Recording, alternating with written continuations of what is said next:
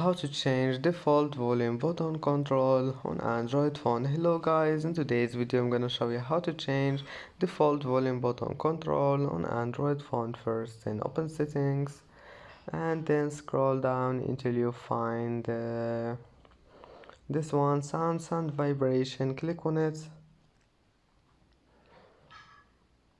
and then scroll down until you find this one, default volume button control. Just click on it and here you can make it for ringtone or for media, and that's it. Just select anything you want and that's it. Now just go back, it will be saved.